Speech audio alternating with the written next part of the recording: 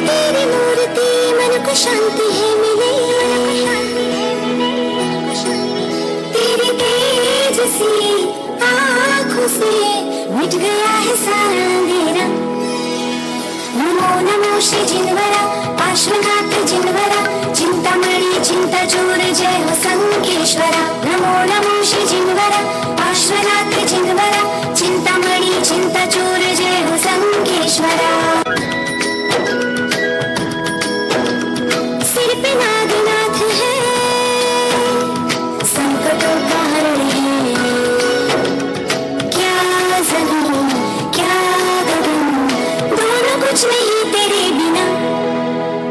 सबका कष्ट दूर हो पार्श्वनाथ जिनवरा, बस यही है प्रार्थना आदिदेव जिनवरा। शुद्ध भाव में धरो जिनवरा जिनवरा, ये है मेरी भावना जय हो संकेश्वरा। विश्व सारथी है तू ही एक सार है,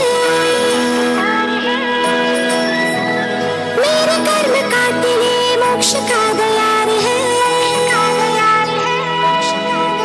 तेरी तेज सी आँखों से मिट गया है सारा अंधेरा। नमो नमो श्री जिनवरा पार्श्वनाथ जिनवरा, चिंतामणि चिंता चूर जय हो संकेश्वरा। नमो नमो श्री जिनवरा पार्श्वनाथ जिनवरा, चिंतामणि चिंता चूर जय हो संकेश्वरा।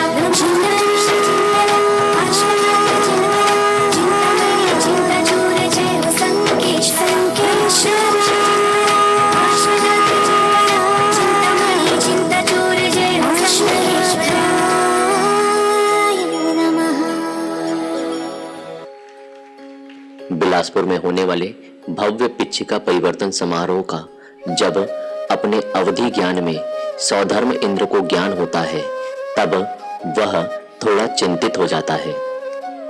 आइए देखते हैं उनकी चिंता का कारण। महाराज की जय हो। आओ देवगण। महाराज, मैं देख रहा हूँ आपको चिंतित दिखाई दे रहे हैं, क्या बात है?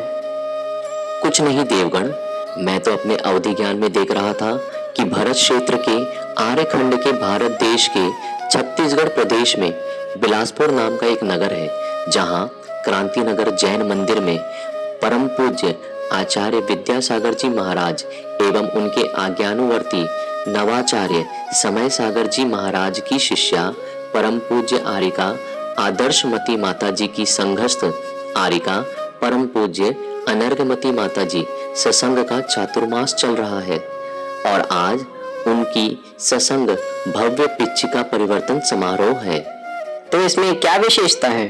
अरे, तुम्हें ज्ञात नहीं कि यह पिच्छिका जो संयम ग्रहण करता है उसे ही मिलती है, और मैं संयम ग्रहण नहीं कर सकता और मैं इस पुरानी पिच्छिका का भी अधिकारी नहीं हो सकता, इसलिए मुझे दुख हो रहा है।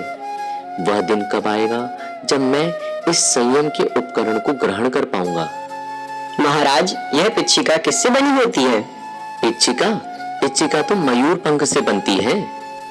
फिर तो मयूर के पंख को निकालते हुए मयूर को कितना कष्ट होता होगा। अरे नहीं, बिल्कुल कष्ट नहीं होता, बल्कि पंख निकलने से तो उन्हें राहत की अनुभूति होती है।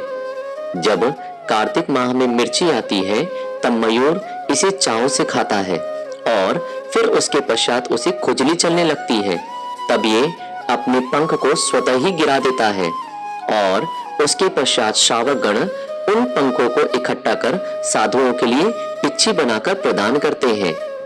तो फिर साधु इस पिच्छिका का क्या करते हैं? साधु इस पिच्छिका से प्राणियों की रक्षा कर संयम का पालन करते हैं। पिच्छिका से जीवों की रक्षा कैसे होती है? पिच्छिका में 5 गुण होते हैं। पहला, यह हल्की होती है, चूंकि साधुगण इसे हमेशा अपने हाथों में रखते हैं, पर फिर भी यह भारी नहीं लगती। यह गुण हमें उपदेश देता है कि हमें जीवन में हल्का होना चाहिए, तभी हम अपना कल्याण कर पाएंगे। दूसरा, यह कभी भी स्वेद रज कण को ग्रहण नहीं करती, अतः इसके द्वारा सभी जगह परिमार्जन करते हैं, फिर वह बैठने का स्थान हो या फिर शास्त्र। यह गुण हमें बताता है कि हर पदार्थ अपवित्र है और ग्रहण करने योग्य नहीं है। तीसरा, यह बहुत सुंदर दिखती है, सभी इसे छूना चाहते हैं। यह गुण हमें बताता है कि हम भी ऐसे ही बने जिससे सब हमें चाहे। चौथा, यह बहुत कोमल होती है, आंखों में भी चली जाए तो कभी भी कष्ट नहीं देती। इस गुण से हमें यह सीख मिलती है कि हमें इस प्रकार का बनना है जिससे हमारे कारण किसी को भी कष्ट ना हो। पांचवा, इसकी उत्पत्ति कष्टपूर्वक नहीं होती, अपितु अहिंसात्मक रूप से होती है। अतः यह हमें शिक्षा देता है कि हे भगवान, हमारा अब अगला जन्म ऐसा हो जो अंतिम हो और जिससे हमारी माँ को कष्ट ना पहुँचे। अच्छा, इतने गुण होते हैं पिच्छिका में, फिर तो सभी को इसे धारण करना चाहिए। सभी लोग इसे नहीं रख सकते। जो पूर्ण संयमी होते हैं वे नई पिच्छिका रखते हैं, और जो एक देश संयम का पालन करते हैं वह पुरानी पिच्छिका को ग्रहण करते हैं। तो श्रावक इस पिच्छिका का क्या करते हैं? साधु ही पिच्छिका का उपयोग करते हैं। श्रावक तो केवल इसे अपने घर में रखकर व्रत पालन की प्रेरणा लेते हैं। तो जिन श्रावकों को पिच्छिका नहीं मिलती वो क्या करें?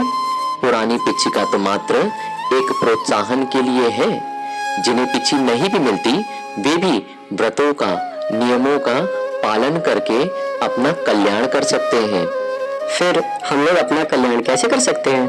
अभी अपन लोग मात्र भावना कर सकते हैं जिससे अगले भाव में मनुष्य जन्म को प्राप्त कर संयम को धारण कर सकें और रत्नत्रय पालन कर हम भी मुक्त हो सकें।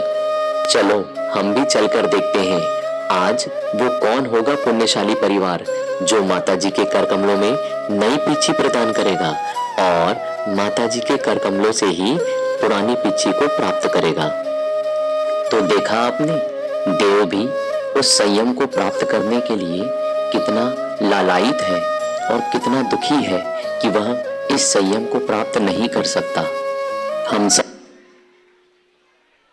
चलिए, अब देव यह नाटिका जो है साकारमती माता जी ने स्वयं लिखी है और पिच्छिका का इस महत्व को हम सभी श्रावकों को समझाया है कि यह एक संयम का उपकरण है जो साधुगण ही रखते हैं। हमें उससे प्रेरित होकर आगे बढ़ने का प्रयास करना चाहिए। अब इसके पश्चात हमारे बीच हमारे देश के वह नौजवान